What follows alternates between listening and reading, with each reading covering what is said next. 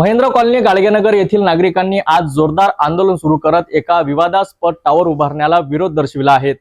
आधी या प्रकल्पाला गोदाम म्हणून सादर करण्यात आले होते, मात्र त्याचे स्वरूप बदलले आहेत आणि टावर उभारणी सुरू झाल्याने नागरिकांनी त्यावर आक्षेप घेतला। चला तर पाहूया या प्रकरणाची संपूर्ण माहिती। महेंद्र कॉलनीतील गाडगेनगर भागात सुरू असलेल्या टॉवर उभारणीच्या कामामुळे आज स्थानिक नागरिकांमध्ये संतापाचे वातावरण निर्माण झाले आहे। सुरुवातीला या प्रकल्पास गोदाम म्हणून ओळख दिली गेली होती, मात्र अचानक टॉवरचे काम सुरू झाल्यामुळे नागरिकांच्या मनात संभ्रम निर्माण झाला।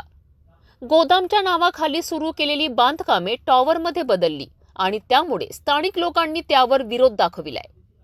तात्काळ नागरिकांनी काम थांबवून आंदोलन सुरू केले। त्यांची प्रमुख मागणी होती की त्यांच्या सह्यांवर बेकायदेशीरपणे सही करण्यात आले आहेत आणि त्यांना याबद्दल कोणतीही माहिती देण्यात आलेली नाही।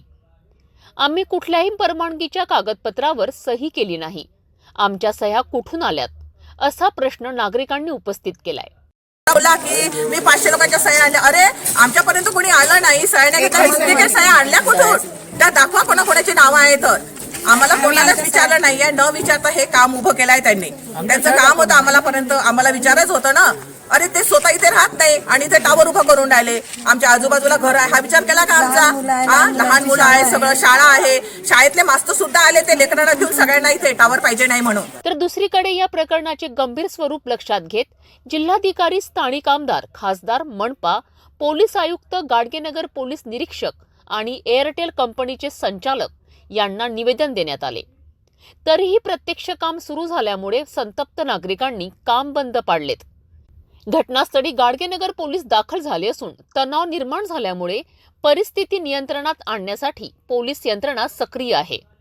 स्थानिक अधिकारी, खासदार, आमदार आणि संबंधित कंपन्यांनी यावर चर्चा सुरू केली आहे। हा जो म्हणजे त्याचं नाव काय विजू बंदिरके आला, तोच काम करून आला इथं। आणि त्यानं मला असं म्हटलं की हे वावरात टावर मंजूर झालेलं आहे, तिथं पैसे कमी भेटते म्हणून ह्या प्लॉटवर त्यानं 1 वर्षासाठी काय इथं करायचं। कंपनी काय एवढी काय चुत्या काय 1 वर्षासाठी एवढा खर्च करून आणि नंतर मग वावरात नाही 1 वर्षात जात असते काय? आणि शेजारचे म्हणते सह्या घेतल्या, म्हणते सगळ्याच्या, कोणाच्या सह्या घेतल्या आम्हाला दाखवा बा ते काय? आणि तुम्हाला मंजूरच कुठून भेटली काय? ऑनलाईन मंजूर घेतली म्हणते। हां काही हे आहे काय?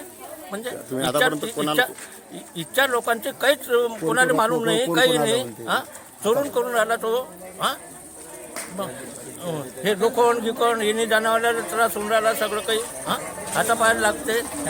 शाळेत रोज त्यानं काम केलं लोखंडाचं तोडताड करून। या दरम्यान नागरिकांनी आपले मत व्यक्त केले आहे की सरकार आणि संबंधित कंपन्यांनी त्यांच्या परवानग्या आणि कागदपत्रांची पारदर्शकता दर्शवली पाहिजे। ते म्हणतात की आम्हाला गोदामाचे आश्वासन दिले गेले होते, परंतु अचानक बदललेल्या परिस्थितीमुळे आम्हाला धोका वाटत आहे। हे प्रकरण स्थानिक लोकांसाठी केवळ एक टॉवर प्रकल्प नाही, तर त्यांच्या जीवनाशी जोडलेली असलेली एक मोठी चिंता आहे। सरकार आणि संबंधित संस्थांनी या वादावर लवकरात लवकर तोडगा काढावा अशी नागरिकांची अपेक्षा आहे। अशा प्रकारच्या चर्चेला तेवढाच महत्त्व आहे जितका तो एक स्थानिक मुद्दा। महेंद्र कॉलनीतील टावर वादावर लक्ष ठेवून राहू। या बाबतीत कोणताही निर्णय आलाच आम्ही आपल्यापर्यंत पोहोचत राहू।